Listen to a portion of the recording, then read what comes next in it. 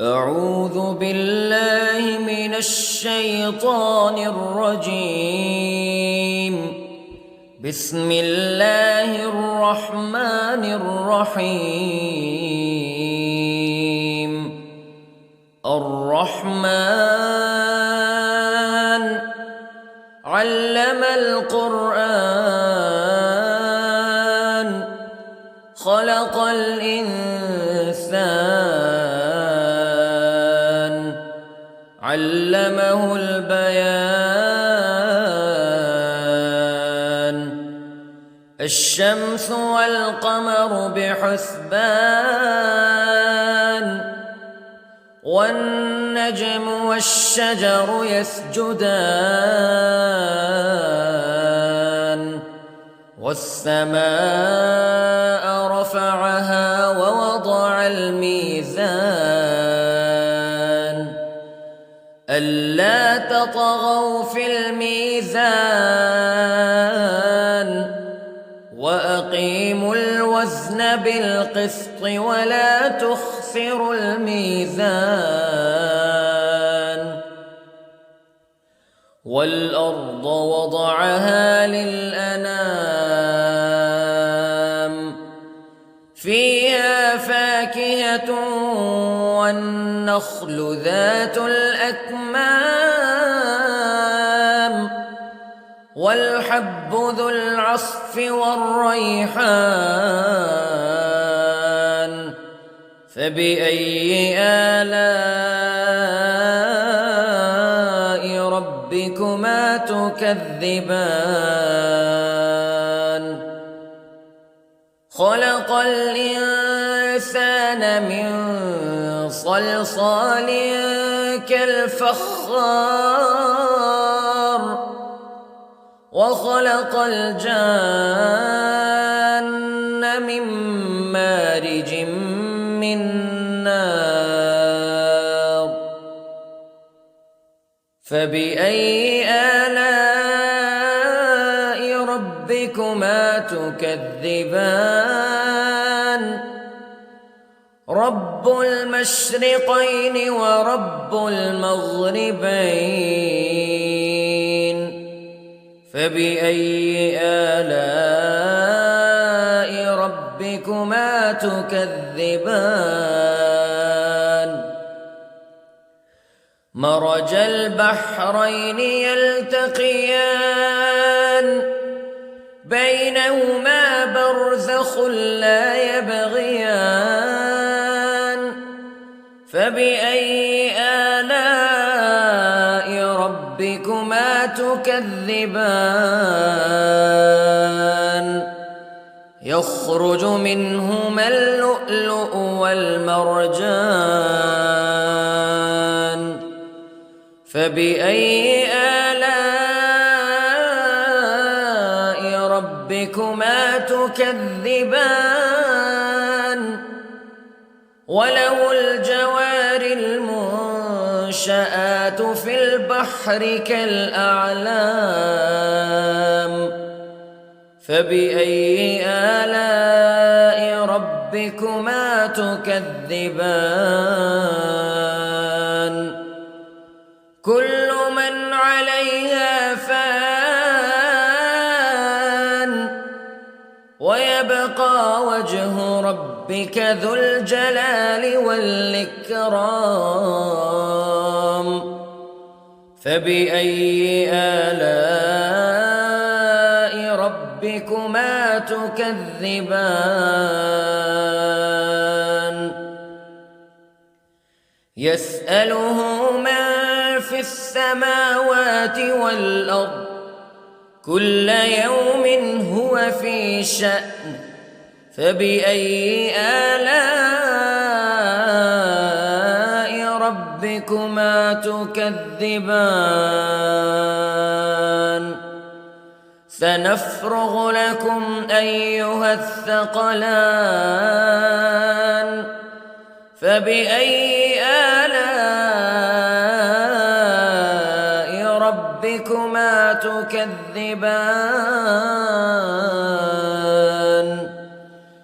يا معشر الجن والإنس استطعتم أن تنفذوا من أقطار السماوات والأرض فانفذوا لا تنفذون إلا بسلطان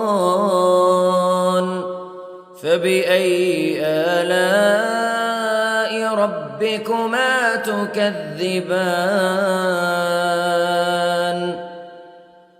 يرسل عليكما شواظ من نار ونحاس فلا تنتصران فبأي آلاء ربكما تكذبان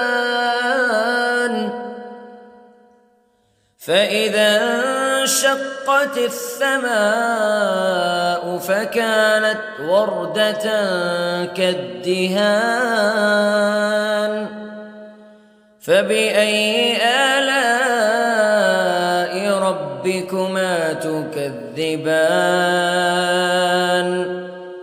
فيومئذ لا يسأل عن ذنبه إنس ولا جان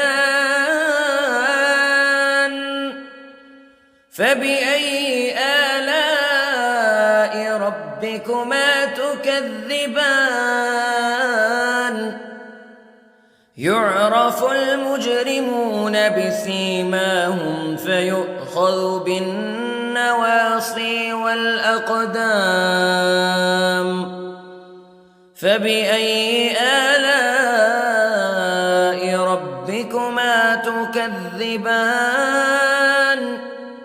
هذه جهنم التي يكذب بها المجرمون يطوفون بينها وبين حميم آن فبأي آلاء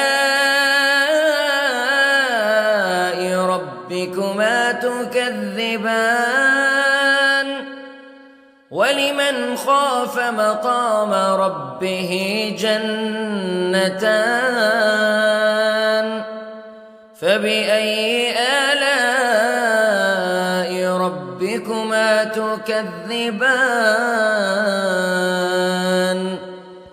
ذواتا أفنان فبأي آلاء ربكما تكذبان فيهما عينان تجريان فبأي آلاء ربكما تكذبان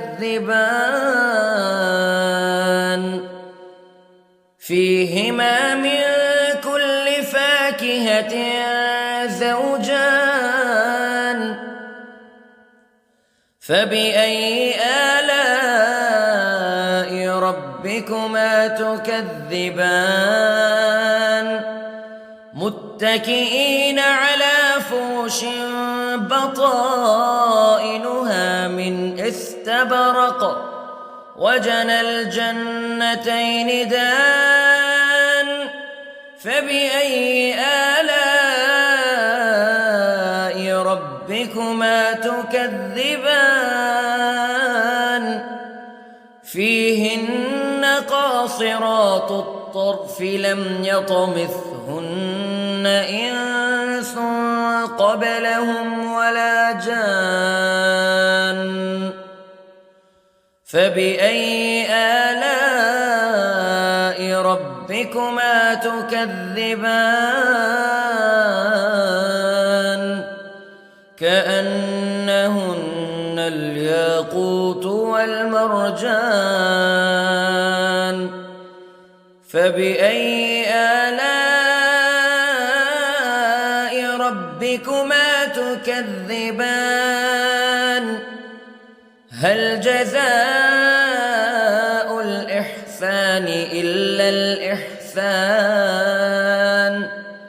فبأي آلاء ربكما تكذبان ومن دونهما جنتان فبأي آلاء ربكما تكذبان مدهامتان فبأي آلاء ربكما تكذبان فيهما عينان نضاختان فبأي آلاء ربكما تكذبان فيهما فاكهة ونخل ورمان فبأي آلاء ربكما تكذبان فيهن خيرات حسان فبأي آلاء ربكما تكذبان حور مقصورات في الخيام فبأي آلاء ربكما تكذبان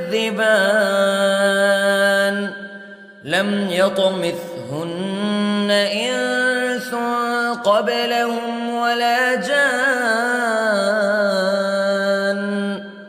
فبأي آلاء ربكما تكذبان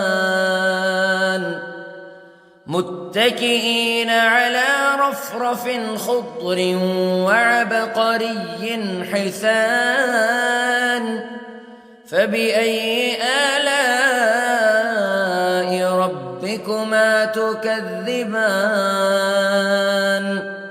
تبارك اسم ربك ذي الجلال والإكرام